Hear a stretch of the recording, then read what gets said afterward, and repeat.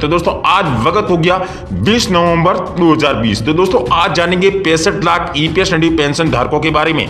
जी हाँ दोस्तों, अगर आप भी हमारे चैनल पर पहली बार विजिट कर रहे हो तो चैनल को लाल बटन दबा के सब्सक्राइब जरूर करें और साथ में लगा दोस्तों छोटा सा बेल आइकन बटन, उसे जरूर दबाएं। दोस्तों इससे क्या होगा, जो भी आने वाली वीडियो की छोटी या बड़ी अपडेट आपको बिना किसी रुकावट से मिलती रहेगी। तो दोस्तों चलते जो इस वक्त की बड़ी खबर यहाँ पर निकल कर आ रही है, 65 लाख ईपीएस 95 पेंशन धारक कर रहे हैं सर्वोच्च न्यायालय में सुनवाई का इंतजार।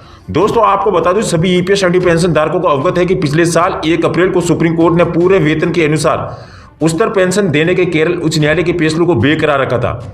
इस फैसले के खिलाफ ईपीएफओ द्वारा पुनः विचार याचिका पर सर्वोच्च न्यायालय में विचार करने में देरी ने मामलों को सम्मिलित कर दिया है।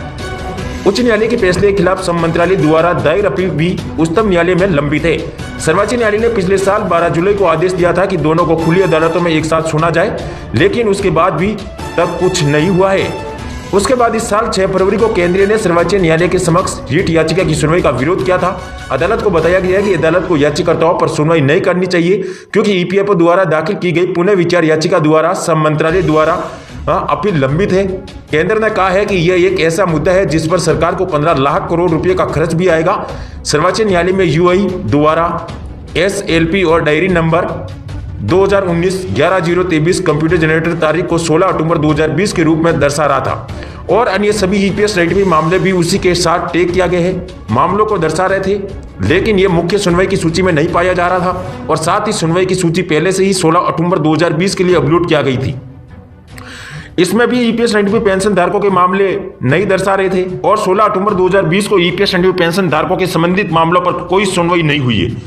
आपको बताइए दोस्तों, उसके बाद सुनवाई की बात करें तो अगली कंप्यूटर जनरेटेड तारीख सभी ईपीएस 95 मामलों के लिए 6 नवंबर 2020 को हो सकती दिखाई जा रही थी, वो भी नहीं हो पाई। साथ ही जिन्हें उपरोक्त डब्ल्यूपीसी नंबर 352 2019 के साथ टेक किया गया था और मामले भी दर्शा रहे थे, डायरी नंबर 9692 की 2019, अन्य सभी ईपीएस 95 जो मामले के जिसमें ईपी द्वारा दाखिल पुनः विचार याचिका और यूओआई की एसएलपी पर शामिल है, को भारत के सर्वोच्च न्यायालय की वेबसाइट के अनुसार टेक किया गया था, पर इन मामलों पर कोई सुनवाई नहीं हुई।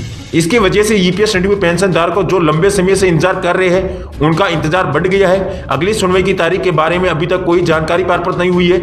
इस वजह से ईपीएस 95 पेंशन धारकों के संबंधित मामलों पर अनिश्चितता बनी हुई है। इसी बीच केरल उच्च न्यायालय ने अपने पिछले 12 अक्टूबर 2018 को जारी आदेश को लागू करने का निर्देश दिया है।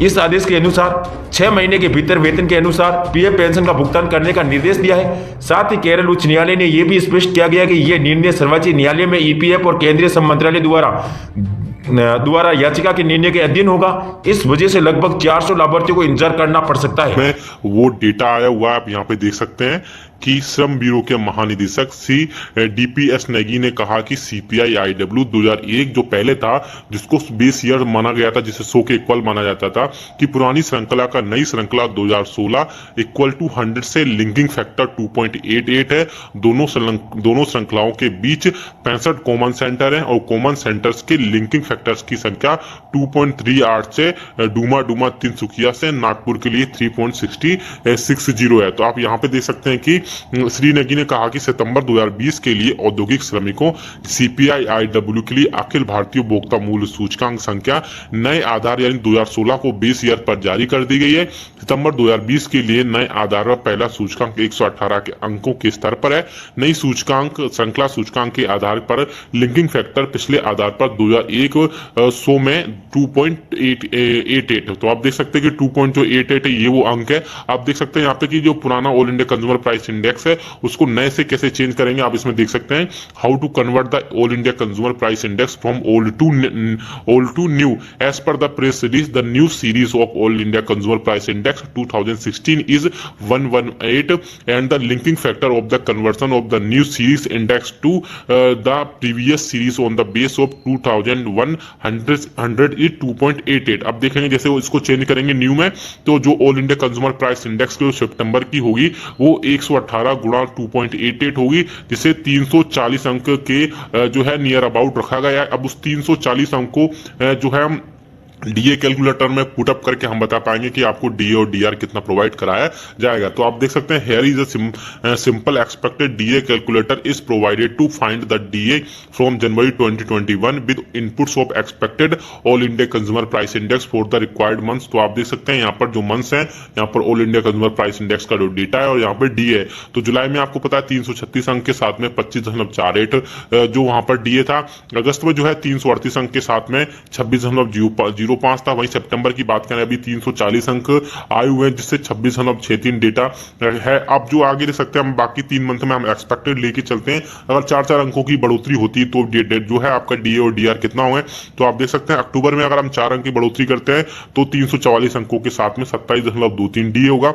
वही नवंबर 2020 की बात करते हैं, अगर इसमें भी 4 अंकों की बढ़ोतरी होती है 348 अंक के साथ में 27.87 डीए होगा। वही दिसंबर जो फाइनल ईयर होगा, सॉरी फाइनल मंथ होगा और 4 अंकों की बढ़ोतरी करते हैं तो 352 अंकों के साथ में आपको 28.57 डीए, यानी कि आपको एवरेज 28% जो है जनवरी 2021 में जो डीए और डीआर प्रोवाइड कराया जा सकता है, ये एक्सपेक्टेड है। अब बात करते हैं कि फाइनली जो जुलाई 2021 होगा जब आपका डीए और डीआर जो है फ्रीज होगा जून 2021 के बाद में, तो कम से कम 5 से 6% और आप एक्सपेक्टेड मान के चलिए, यानी कि 35 से, यानी कि आप समझिए कि 33 से 34% आपको डीए और डीआर प्रोवाइड कराया जा सकता है। ये एक्सपेक्टेड, इससे कम और ज्यादा भी हो सकता है। अभी आपको पता है कि 17% डीए और डीआर जो है सरकारी तरफ से प्रोवाइड कराया जाता है। अगर ये 35% होता है तो 35% के बाद में आपको 17 से 18% जो है हाइक देखने को मिल सकता है डीए और डीआर में।